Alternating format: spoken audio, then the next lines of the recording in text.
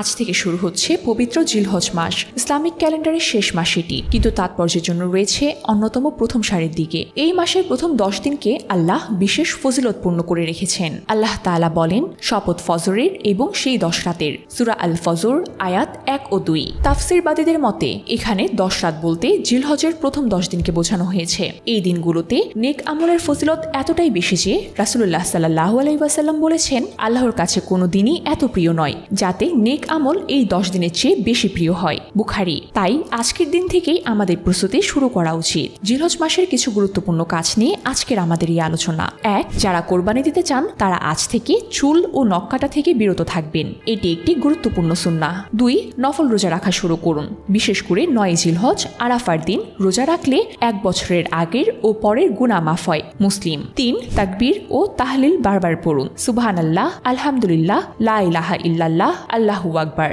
4. তওবা করুন, আল্লাহর কাছে ফিরে আসুন। এই দিনগুলোতে ইস্তেগফার দ্রুত কবুল হয়। 5. নফল নামাজের সময় দিন। তাহাজ্জুদ, ইশরাক, চাস্ত ও আওয়াবিন সালাত আদায় করার চেষ্টা করুন। 6. দান সদকা করুন। গরিব, অসহায়, মেহনতি মানুষের পাশে দাঁড়ান। আল্লাহর সন্তুষ্টি অর্জনের দিকে এগিয়ে যান।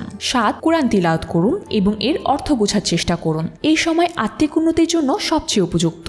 8. পরিবারকে উদ্বুদ্ধ করুন এই সময়কে গুরুত্ব দিয়ে পালন করতে। এখনই সময়। নিজেকে বদলে দেওয়া শুরু করুন, জীবনকে নতুন করে সাজানো শুরু করুন। এই দিনগুলো চলে গেলে আর কখনো ফেরত আসবে না, কিন্তু এই 10 দিনের আমল বদলে দিতে পারে আপনার পুরো জীবনকে। পবিত্র কুরআনে বলা হয়েছে, আর তারা যেন নির্দিষ্ট কয়েকটি দিনে আল্লাহর নাম স্মরণ করে। সূরা আল হাজ আয়াত 28। এই আয়াতের মাধ্যমে আমাদেরকে যেন বলা হচ্ছে, আসো আমরা আল্লাহকে স্মরণ করি, আত্মাকে শুদ্ধ করি। জিলহজের এই 10 দিন হয়তো আপনার জীবনের শেষ সুযোগ। আপনার চোখের পানি, আপনার নিঃশ্বাস, আপনার প্রতিটি আমল এই 10 দিনেই আল্লাহর কাছে হয়ে উঠতে পারে সবচেয়ে মূল্যবান। তাই এবার আপনি কি করবেন? চলে যেতে দিবেন এই সময়টুকু, নাকি আঁকড়ে ধরবেন পুরো ভালোবাসা দিয়ে? আসুন আমরা আজ থেকে ফিরে যাওয়ার চেষ্টা করি আল্লাহর পথে।